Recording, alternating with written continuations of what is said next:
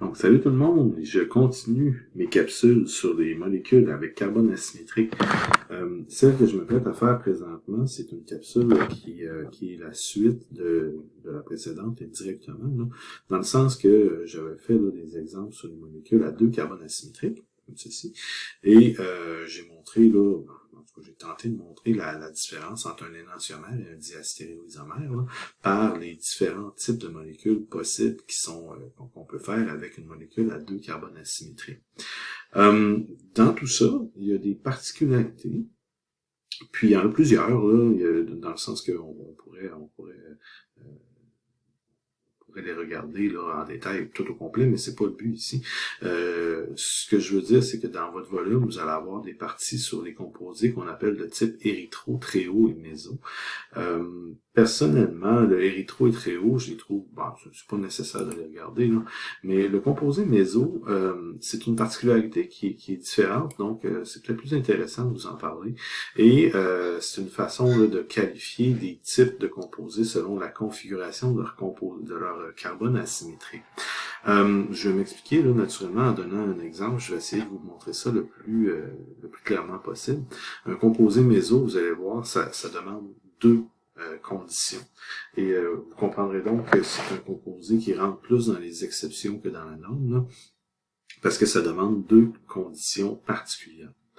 La première condition particulière, c'est que oui, ça nous prend deux carbones asymétriques, mais il faut en plus, puis là je vais le dessiner pour vous, tiens, je vais mettre un OH ici, puis je vais refaire ici avec un hydrogène et un OH aussi.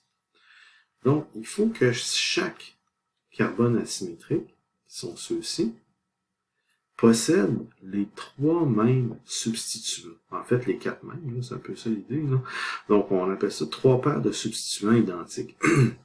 Ce que vous avez ici, là, en tant que tel. Donc, le carbone de gauche, en fait, il y a un H, un OH, un CH3, puis le reste de la molécule. Et celui de droite va avoir un H, un OH, un CH3 et le même reste de la molécule. Donc, ces deux carbones asymétriques-là, bien, ils ont des similarités en termes de substituants.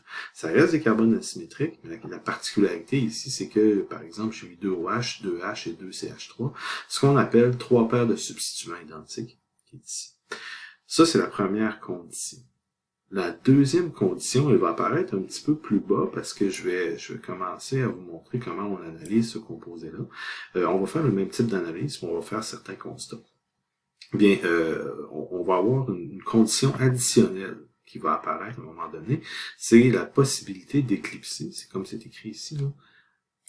Un composé va être méso si c'est possible d'éclipser simultanément les trois paires de substituants identiques. Bon, c'est écrit, mais je vous montre qu'est-ce que ça donne là.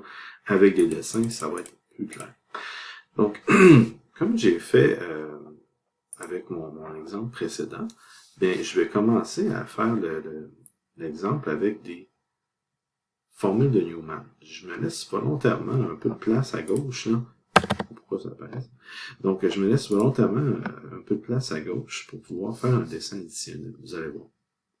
Donc, comme ceci. Puis, ce que je vais faire, c'est que je vais mettre CH3 ici, CH3 ici.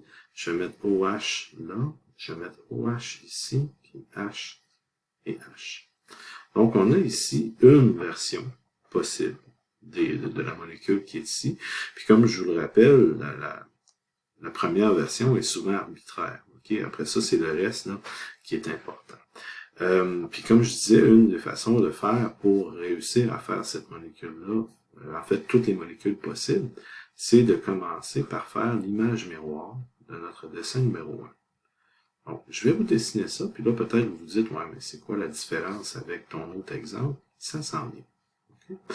Donc, je mets ça ici, et ça c'est mon image miroir. Wesh, comme ceci. On va vérifier si le composé de gauche qui est ici répond aux deux conditions qui sont écrites dans la définition. En fait, je sais qu'il répond déjà à la première, trois paires de substituants identiques, parce qu'on voit que chacun des carbones possède CH3, OH et H. C'est ce qu'on voit derrière aussi. On va voir si la deuxième condition va être respectée. Pour voir si la deuxième condition est respectée, je crois que une façon de faire, c'est de faire une rotation. Bon, on avait vu les rotations avec les projections de Newman un peu plus tôt dans le chapitre.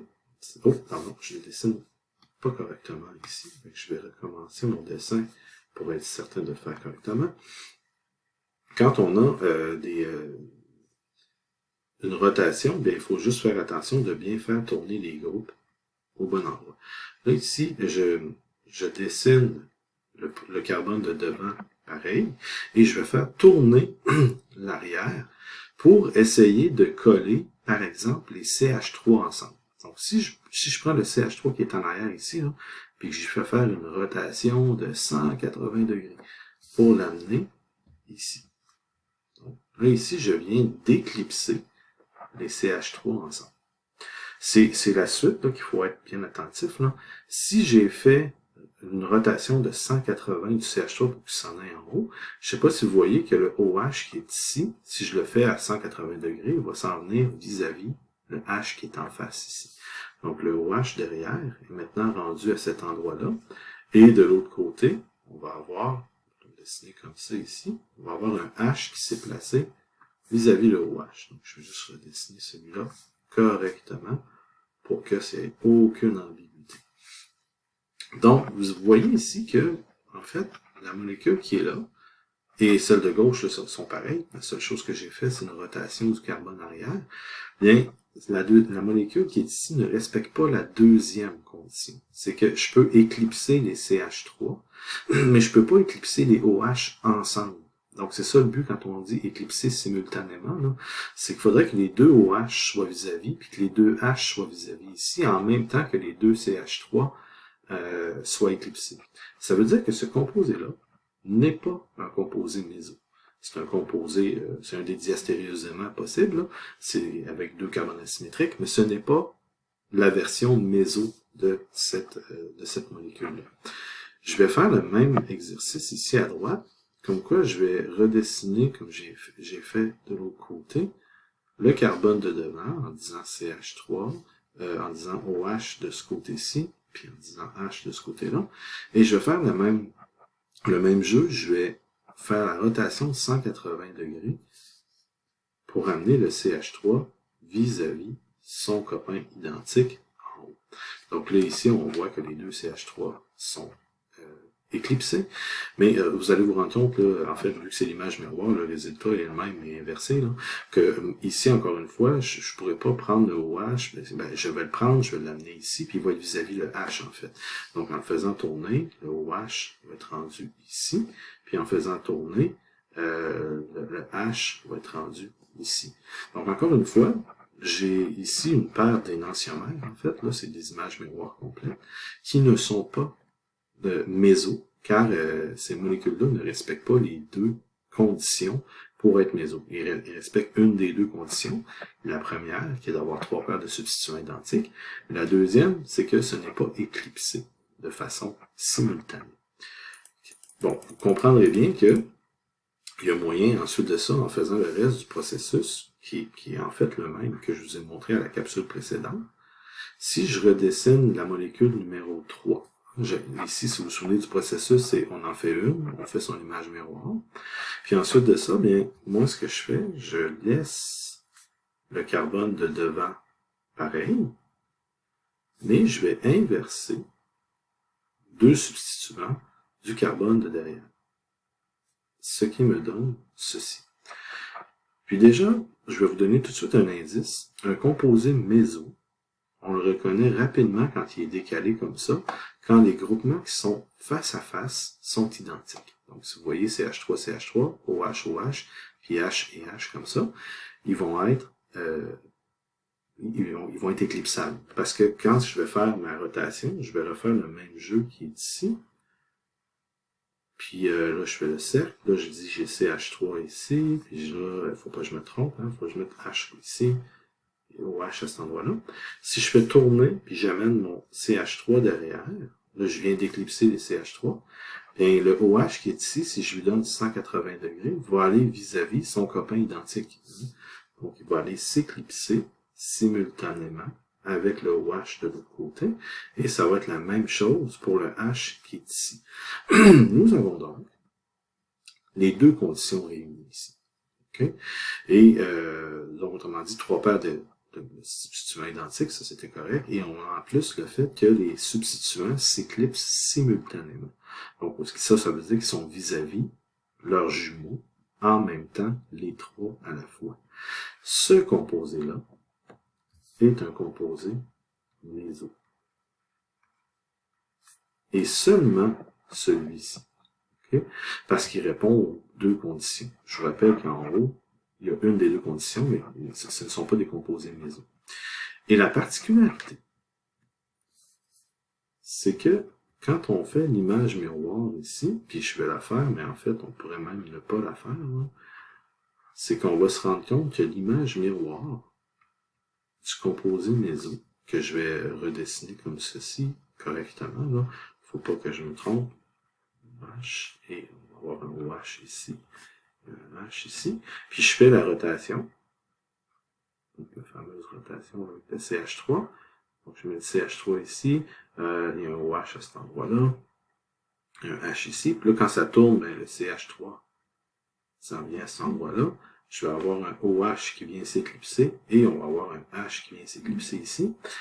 Ben, ça, là, c'est peut-être la difficulté additionnelle du composé méso, c'est de voir que le composé qui est ici et le composé qui est ici sont les deux mêmes molécules. Donc, il n'y a pas, oui, ça a l'air d'une image miroir, hein, mais prenez celle-ci et tournez-la à 180 degrés, vous allez obtenir celle-ci. Parce que si je peux prendre, par exemple, les deux OH, puis là, il faut prendre vraiment toute la molécule au complet, là, puis on la tourne de façon horizontale, 180 degrés, et donc, autrement dit, le carbone de devant qui est ici devient le carbone de derrière, de l'autre côté ici. Là. Donc, si on fait juste la flipper, là, en bon français, et on se rend compte que ces deux molécules-là sont les mêmes. Donc, autrement dit, c'est ça la particularité du composé méso, c'est que le composé qui n'est pas méso va avoir un énantiomère, qui est une vraie image miroir non superposable, et le composé méso, ici, va être la même molécule. Donc, c'est la particularité du méso, parce que on va avoir seulement 3 molécules sur 4 qui sont possibles en étant différentes. En fait, je devrais dire il y a une possibilité de 3 molécules différentes au lieu de 4, avec la particularité du composé méso. Ce qui fait que la partie qui est ici, si on veut, là, une fois qu'on le sait, c'est pas nécessaire de la dessiner, parce qu'on vient d'identifier qu'ici, il y a un composé méso. Donc, je vous rappelle, la façon de voir le composé méso, c'est de regarder les substituants, surtout quand ils sont en décalé comme ça. Quand vous voyez qu'ils sont tous identiques face à face, c'est un composé méso. Et ce composé-là n'a pas d'image miroir non superposable. Faites attention, il y a une image miroir, mais c'est la même que l'image qui est ici. Donc, autrement dit, on ne peut pas dire que ce sont des énantiomères. Donc, dans ce système-là, il y a juste 3 molécules différentes au lieu de 4. Parce que le composé méso possède un plan de symétrie à l'intérieur même du composé, ce qui fait qu'on peut avoir le même composé, justement à cause là, du plan de symétrie qui est à l'intérieur. Je peux les dessiner peut-être rapidement ici, vous allez voir, quand je le fais en stylisé, si on fait, mettons, CH3 comme ça, ouais, je peux le faire comme ça. Là. Avec mon autre exemple, j'avais commencé avec un H, puis ça allait presque plus vite. Là. Donc, si je commence avec un H comme ceci, puis j'avais fait ceci avec un H, bien, si je fais le premier composé que j'ai fait, qui n'était pas méso, ce qu'on se rend compte, mettons, si on fait un OH ici, puis on fait un CH3 à cet endroit-là, bien, si je mets le OH ici et le CH3 qui est ici, bien, je peux redessiner cette molécule-là de cette façon-là, en faisant une rotation. Là, il faut s'habituer à voir les rotations possibles. Là. C'est pas facile. Donc, autrement dit, si j'ai la molécule qui est comme ça, et je fais la rotation, mais je me ramasse avec un OH derrière, un CH3 devant ici, ce qui fait que vous voyez, le OH est en avant et le OH est en arrière. Là, ici, ça, c'est pas un composé méso, puisqu'ils vont être, ils ne seront pas éclipsés au complet. Alors que, si je dessine le composé méso en tant que tel, puis là, ben, je vais le faire correctement aussi, je vais me laisser un peu de place, là. Donc, je le dessinais comme ça ici, je vais en faire juste un, là, pour vous montrer rapidement. Si je dessine le composé méso en décalé, ça va me donner quelque chose du genre OH, OH. Puis là, ben, avec l'habitude, on sait que si on les place de part et d'autre, comme je viens de faire là, je sais pas si vous avez remarqué, j'ai mis le OH en avant ici, puis le OH en arrière ici. Ça, c'est voulu, là. C'est parce que quand je vais faire la rotation, puis que je vais replacer la molécule, mais de cette façon-là, bien là, ici, les deux H sont l'un en face de l'autre. Ils sont éclipsés. Le côté gauche, je ne l'ai pas changé. Donc, j'ai mis OH comme ceci, puis j'ai mis CH3 derrière. Et ce que j'ai fait ici, c'est que j'ai pris le carbone qui est là, puis je l'ai monté en faisant une rotation de 180 degrés, comme si je le virais à l'envers. Donc, ce qui arrive dans ce temps-là, c'est ce qui était devant devient derrière et vice-versa. Ce qui veut dire que j'ai mon CH3 qui est derrière et le OH qui est en avant.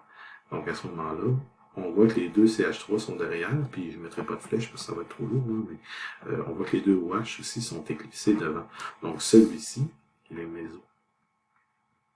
Et c'est comme ça, une autre façon qu'on peut voir là, la façon qui est méso.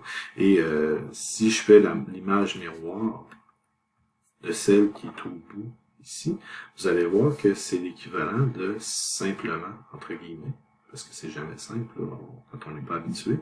Mais si je retourne la molécule,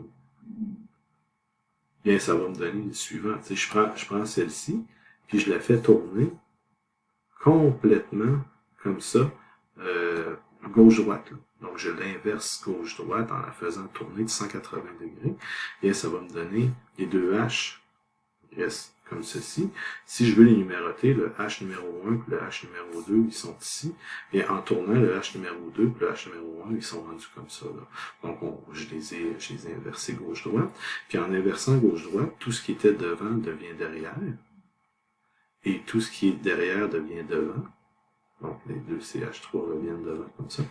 Ce qui fait que vous voyez que en faisant une rotation, j'ai créé l'image miroir de la molécule, mais vu que c'est fait par rotation, ça veut dire que l'image miroir est superposable. Ici, c'est donc la même molécule. C'est avec l'habitude, naturellement, qu'on vient qu'avoir ceci. Et soyez rassurés, vous ne rencontrerez pas des composés méso à toutes les pages. Il y a seulement quelques exceptions qui vont vous être posées, surtout quand dans la question, c'est identifier le composé méso. Et ce que vous cherchez, surtout, je vous dirais, c'est une structure où est-ce que vous voyez que les groupements identiques sont face à face en Newman. Comme ça, vous allez pouvoir identifier votre composé méso. Donc, pour terminer, comme c'est écrit ici, les composés méso n'ont pas d'image miroir non superposable parce qu'ils possèdent un plan de symétrie. Et le plan de symétrie de la molécule est directement au centre ici, parce que si on met un miroir à cet endroit-là, ben on va voir en face un CH3, un OH et un H qui sont vraiment avec le plan de symétrie interne qui est ici. C'est un axe de symétrie aussi de 180 degrés, là, mais on voit qu'il y a comme un miroir en plein centre, ce qui fait que c'est une molécule spéciale parce qu'elle possède des carbones asymétriques, mais ne possède pas la propriété de chiralité. Donc, autrement dit, c'est vraiment un cas spécial. Donc, je vous laisse là-dessus et j'espère que ça sera suffisant pour vous faire comprendre cette particularité.